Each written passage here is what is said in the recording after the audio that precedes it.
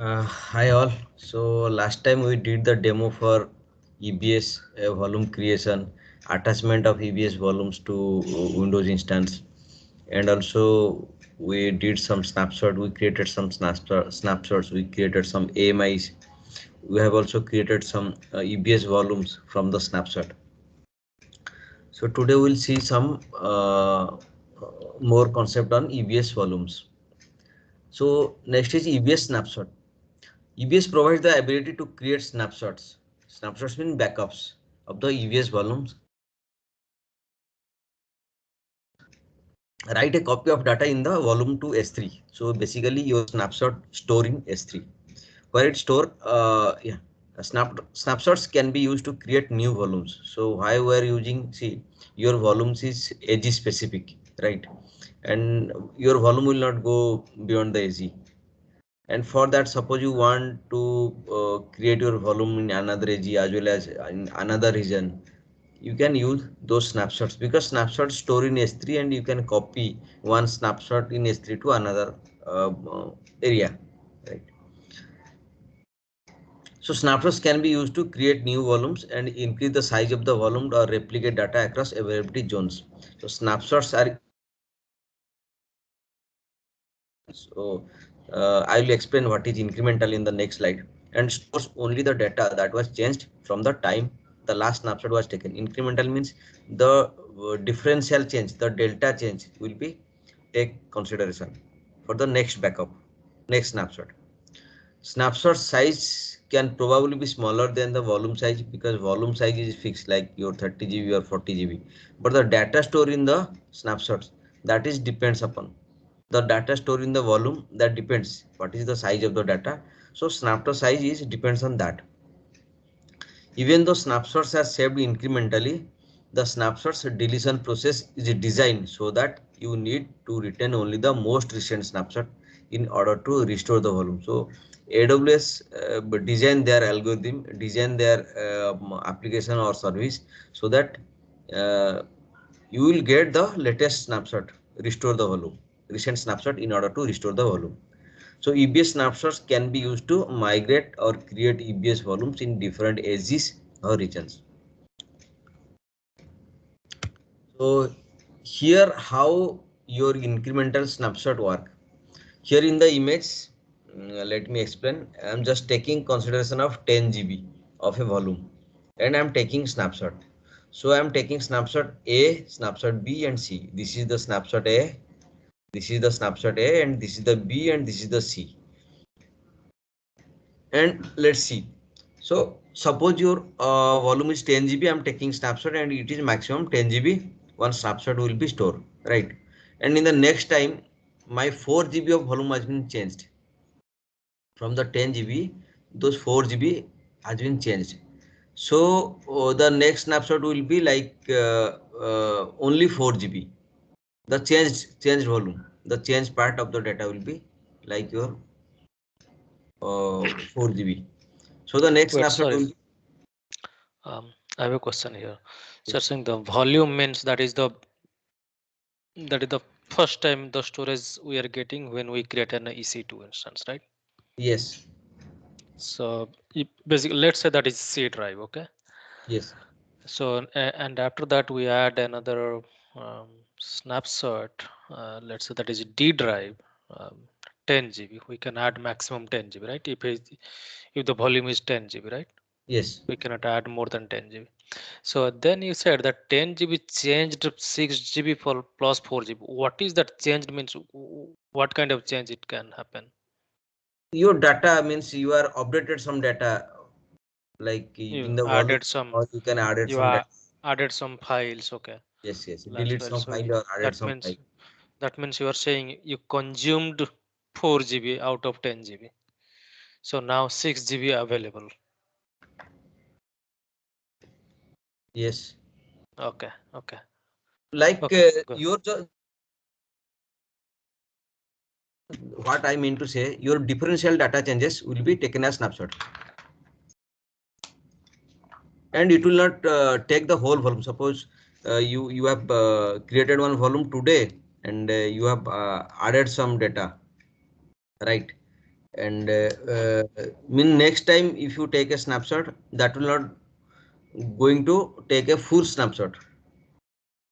It is a differential snapshot, means the only changes that will take for the second GB. But when you create a volume, AWS having some algorithm to check all the snapshots and merge everything and give you a volume.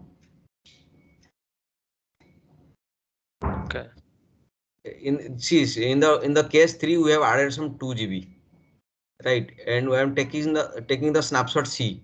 So the snapshot C is only changes of 2 GB.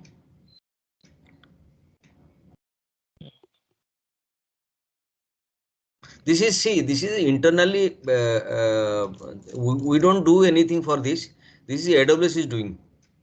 Fine. Okay. And our benefit is our storage volume will be less because it is taking the differential amount or some incremental amount.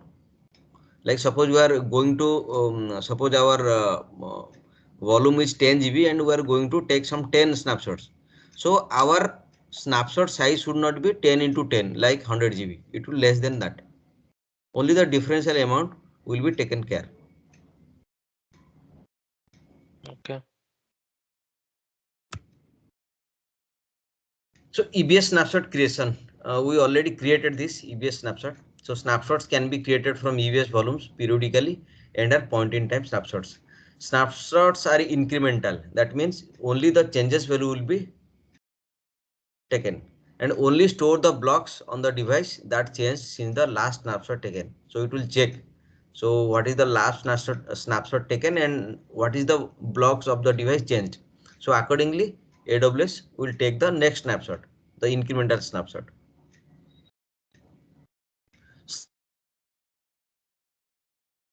Asynchronously. Asynchronous mean it will copy your data like in not a synchronous way. It will copy in asynchronously. So it takes some time, maybe few seconds. It will take time, but it will show that it's like your snapshot completed, but the copy is going on. The point in time snapshots created immediately while it takes time. So it will created immediately, but your copy process will be there. So your data transfer in a asynchronous way. While taking to upload the modified block to S3, yeah. Recommended ways to create a snapshot. This is the best practice. So pause all writes to the volumes. You can unmount the volume, take snapshot, then remount the volume, right? And stop the instance. You can also stop the instance and take the root volume. This is the best practice. Question, Sudhir?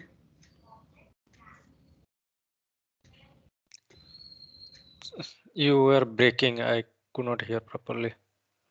Sometimes it is breaking. The voice is breaking. Okay. So I am saying the best practice or the recommended way to take a snapshot from the EBS volumes. In case of the root volume, you should stop the instance and take the snapshot. And in case of additional volume, you can unmount the volume, take snapshot, then remount the volume. Got it. And yes. So EBS snapshot encryption. We can do the encryption for the EBS snapshots.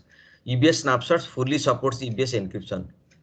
Snapshots of encrypted volume are automatically encrypted. So suppose you have created any snapshot as encrypted. So when you create that volume, it will be automatically encrypted. So volume will be encrypted. Volumes created from encrypted snapshot are automatically encrypted. All data in flight between the instance and volume is encrypted. So as your volume is in the same AG but in the different place, right?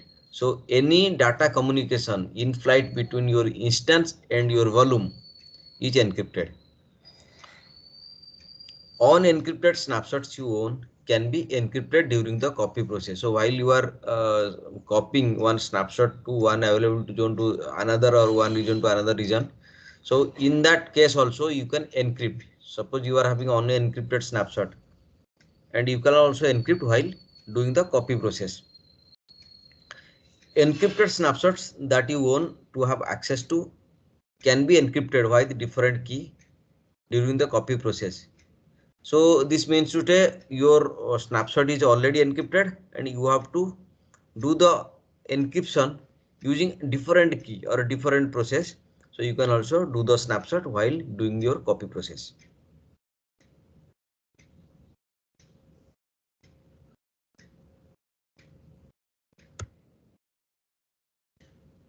So for the attach, detach, create, delete volumes, I think we have already demoed it. So yeah, that's all from the EBS side. So any questions?